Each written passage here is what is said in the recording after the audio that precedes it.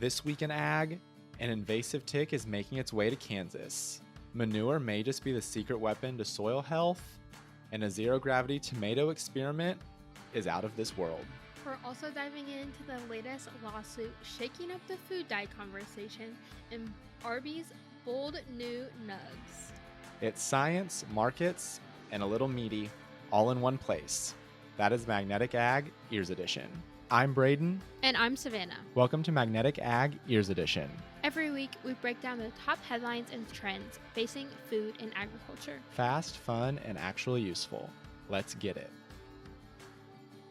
The invasive Asian longhorn tick is spreading, and it's got both public health and livestock folks on high alert.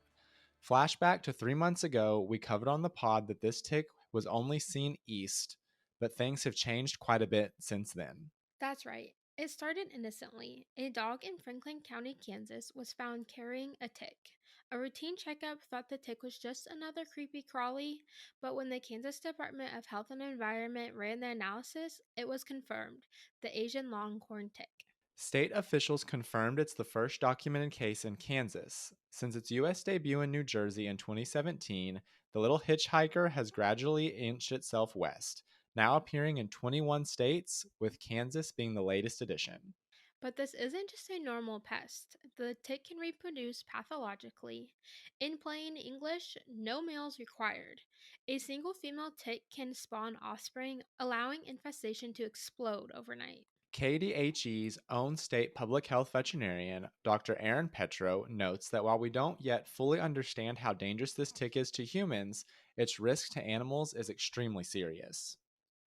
It can trigger severe infestation, which might lead to anemia or even death in extreme cases. It is also associated with a parasite, which causes bovine filariasis, a disease that affects red blood cells and lead to weakness, breathing troubles, and even sudden death in calves. Veterinarians across these 21 states are asking producers to be extra careful and take actions to protect themselves and their livestock. What if the leftovers from making renewable energy could actually rebuild the soil that grows our food?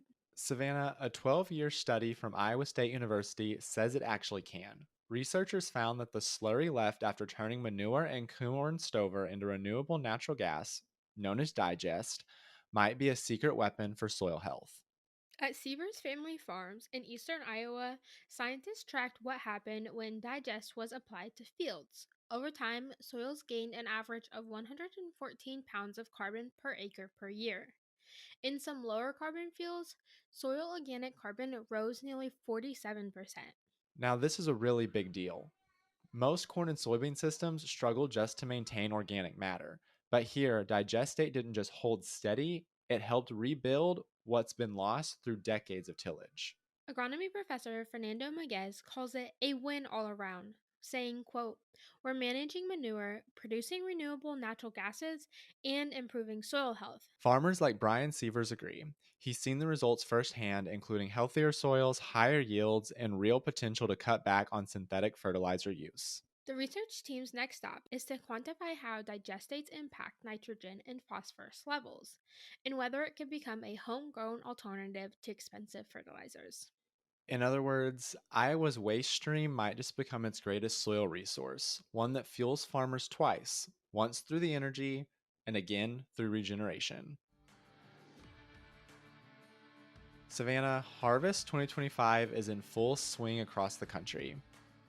And this week's Harvest Update is brought to you by the government shutdown. That's right. Due to the government shutdown, there will be no crop harvest update this week. The battle over artificial food dyes just went federal. The International Association of Color Manufacturers has sued the state of West Virginia, seeking to strike down the nation's first broad ban on synthetic dyes in foods and beverages, a move that could reshape ingredients lists nationwide. West Virginia's law, passed earlier this year, prohibits the sale of foods containing 7 artificial dyes, plus preservatives like BHA and propylparaben, starting in 2028. It's the most aggressive state-level action yet in what supporters call the Make America Healthy Again movement. In an October 6th filing, the color manufacturers argue the state acted, quote, arbitrarily, banning dyes without scientific evidence and violating constitutional protections. They're asking a federal judge to toss the law before it takes effect. The challenge marks the first major pushback from the food industry as more states consider additive bans. Already, 20 states have introduced nearly 40 similar bills, from warning labels in Texas to full on prohibitions elsewhere. The lawsuit also highlights a growing tension between state level health activism and federal food regulations. The FDA maintains that current dyes are safe unless proven to cause cancer, but political pressure is shifting the conversation faster than science can keep up. Industry voices, including Hogan Lovells attorney Martin Hahn, say this moment could redefine how food policy gets made. Quote, if we don't take action, he warned, we're going to incentivize the next round of legislators to pass similar bills. With major brands like Kellogg's, Heinz Kraft, and Campbell already signaling their move towards natural colors, the court's decision could determine whether this trend becomes a market evolution or a legal revolution.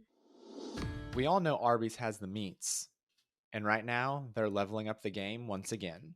Introducing Beef Nuggs, this bold new product aimed at combining two comfort food favorites, steak and nuggets. Their goal is to give customers, quote, steak, but in a convenient, bite sized delivery system.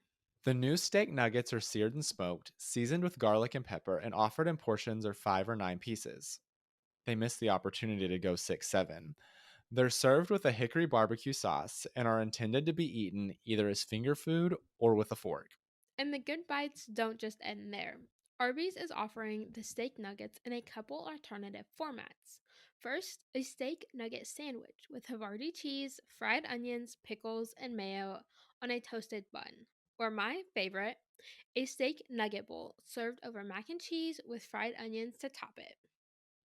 The limited time product pushes Arby's further into the quote bite size arena already dominated by the chicken nugget.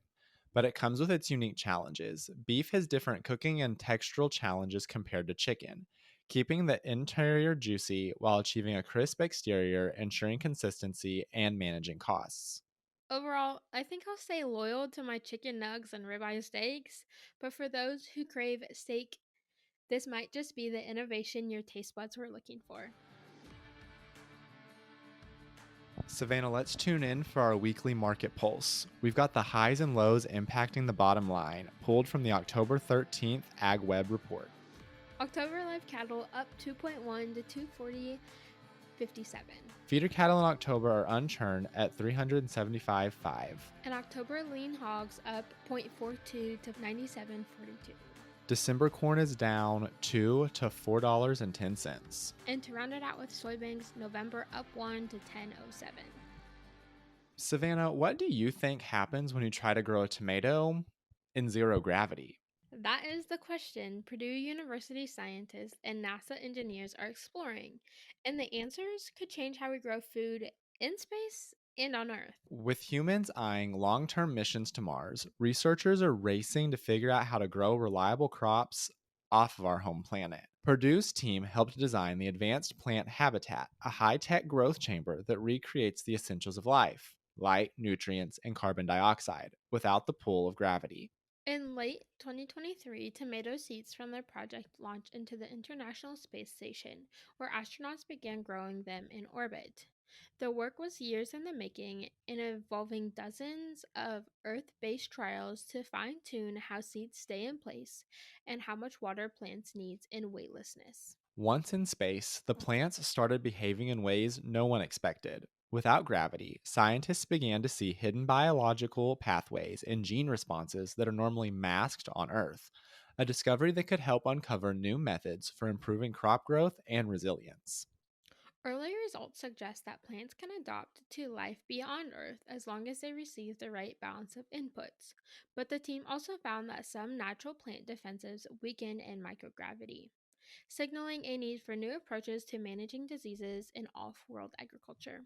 The implications stretch far beyond space. Insights from the experiment could help Earthbound farmers grow crops that handle stress, nutrient limits, and disease more effectively. Lessons from orbit that could make sure the future of food systems is more sustainable. As Purdue research continues, one thing is clear: growing food in space isn't science fiction anymore. It's a glimpse into agriculture's new frontier, one where innovation meets both astronauts and farmers alike. Savannah, we know as well as anyone that our farmers and ranchers are facing tough markets, turbulent tariffs, and rising input costs. But innovations like this keep me really excited about the future of ag. You know, when they say that some jobs in 20 plus years do not exist yet? Well, imagine a career as a farmer astronaut. That's what keeps me excited about the future. Remember, you can stay up to date on all the out of this world headlines impacting food and ag right here on Magnetic Ag Ears Edition.